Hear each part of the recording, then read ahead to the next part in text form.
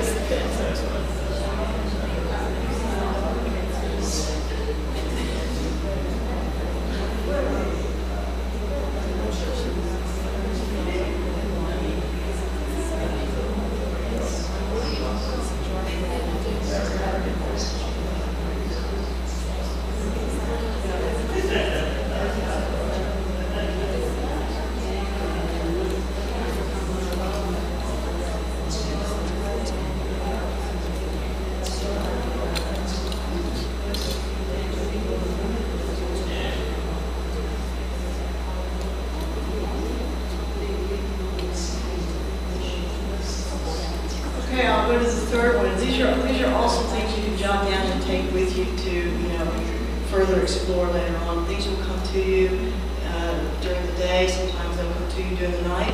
Something may come to you in a dream state. Who knows? But they're very interesting to really go in a deeper place with. So your third question is, what do you feel when you're excited? What do you feel? What is your image? When you feel excited, what is your image? Is it like a geyser? Is it like the flamingo dance? You just can't wait to get out what you're trying to say or what you're thinking or feeling. Do you feel like a bubbling stream? Do you feel like a budding flower? What else? A whirlwind. Do you feel like a Tasmanian devil when you get excited? I'm trying to think of other. Do you feel like a bumblebee, electrical storm, rushing water? So what is your image for when you get excited? What is your image for when you feel excited about something? What is your image for excitement?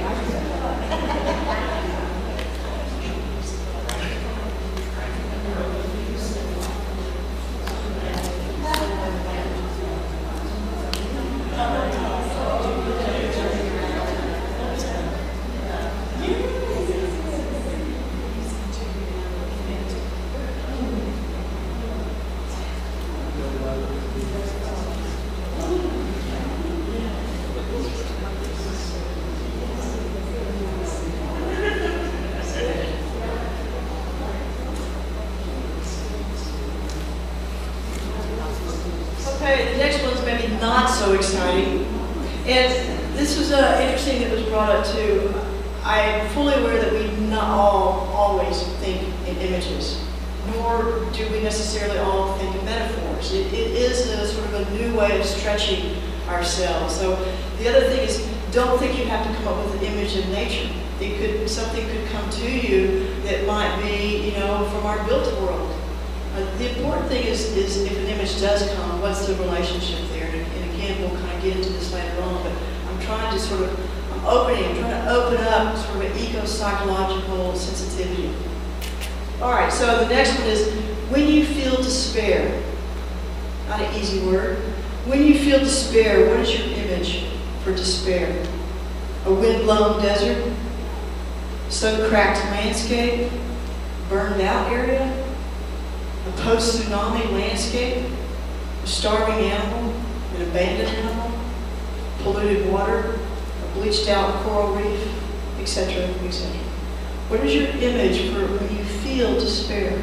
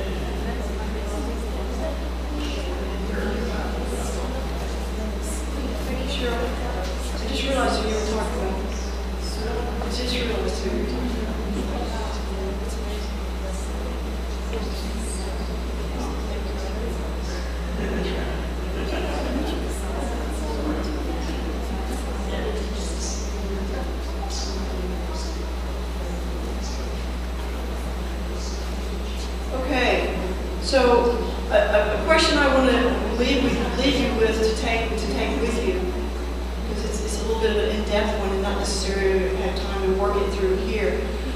But for your journal, in a sense, or for your takeaway, what in nature reminds you of your own sense of force? Remember we talked about force earlier.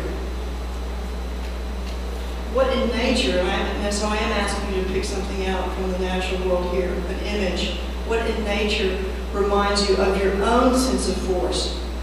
Are you like a hurricane? Are you like a tropical storm? Are you like an avalanche? Are you like a dolphin?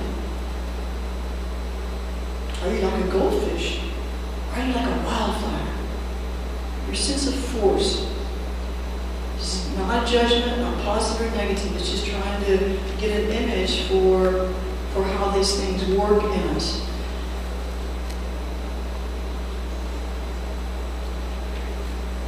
So, in your sharing with each other earlier, these images, I'm just curious if you noticed how different the other person's image was from yours.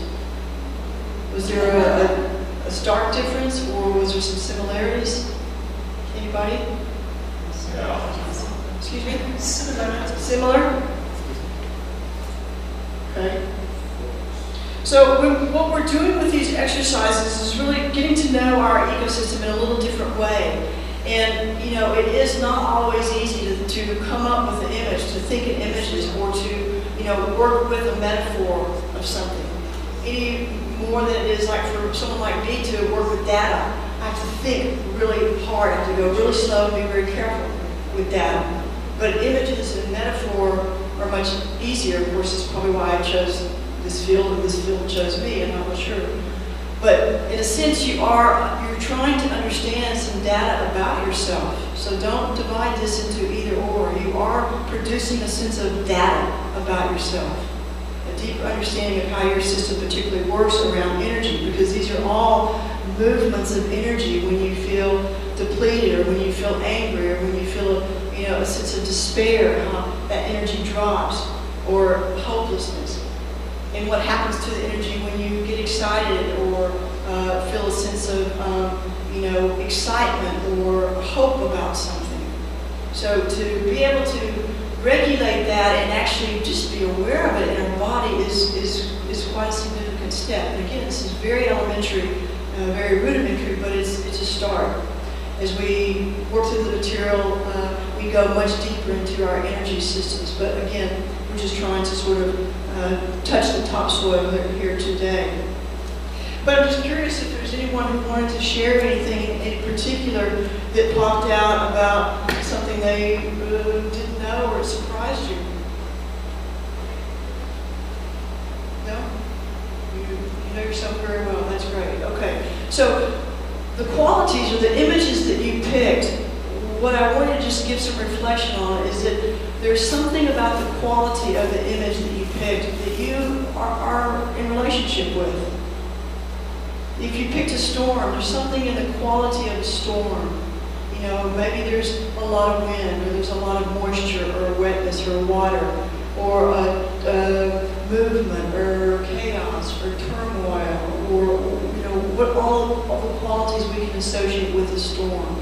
There may be something in that reminds you of yourself, or that you actually like and didn't know. Maybe you picked a newborn puppy. Maybe there's something in that, newness, that young life, that soft, fuzzy, cuddly thing that we all want to, embrace and protect. So maybe there's something in the protection. So do you see what I mean by there's a quality in some of these images that you picked, or that came to you, that are like you? Do you follow me on that?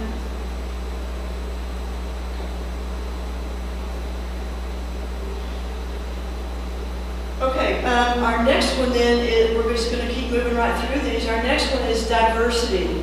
And we know that ecosystems need diversity to flourish. And diversity also brings opportunity. That's one of the things about diversity that we forget, or we don't necessarily think about. And diversity is probably one of our most valuable but least appreciated resources in ecology and certainly in psychology. So all that we've talked about, I've heard a lot about lack of diversity this week, and I think there's a reason, there's a connection to lack of diversity in our human psychology that's interesting. Loss of biodiversity, as you know, has root cause in spoliation or destruction of a physical environment, whether it's toxic pollution or overpopulation or global warming impacts, extraction, overfishing. This pauperizing of the planet produces what conservationists call hotspots. You probably know this term. Areas of concentrated loss, loss of habitat or species loss. Ecopsychologists call a hotspot a depression, a lack of curiosity, a lack of imagination, a lack of care or concern.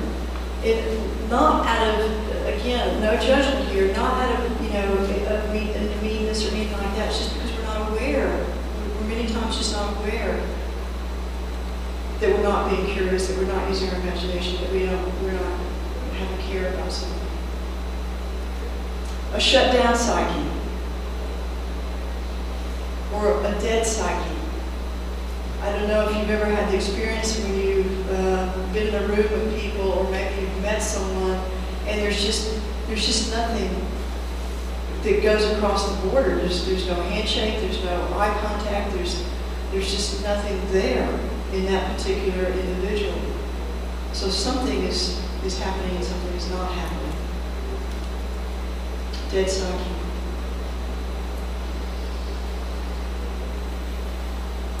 Psychological hotspots are our depression, our despairs, our psychic and physical pains. They are our destructive behaviors, our rigidities, our paralyzation when we can't seem to do anything. They are our inability to mobilize, to act, to move. And our psychological hotspots can produce and then also be produced by an impoverished self-image, an impoverished sense of self or an impoverished sense of the other. And this, of course, many times are those places that we don't know about. So, psychological hotspots. In the two partners that I work with in the gender group and the social equity group,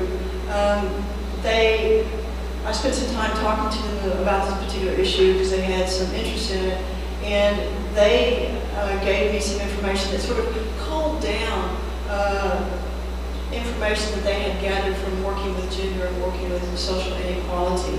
And it's just a list of 4 or 5 things, but I thought it was very interesting. When I read through this list, my first thought was, there's a lack of diversity here. And I want to see if you can hear that in this as well. Again, this is from Gender and Social Equality, and these are some of the summations of things that they have found in their work. So again, you're listening to it with some of this eco-psychological ear that I'm hoping you're starting to develop. Having more women on committees is not necessarily effective in challenging gender stereotypes due to male-female power inequalities. And I'll talk about these in a minute. Or maybe I'll talk about them right now. That certainly suggests a lack of diversity because we're already putting an either-or category, either it's male or it's female.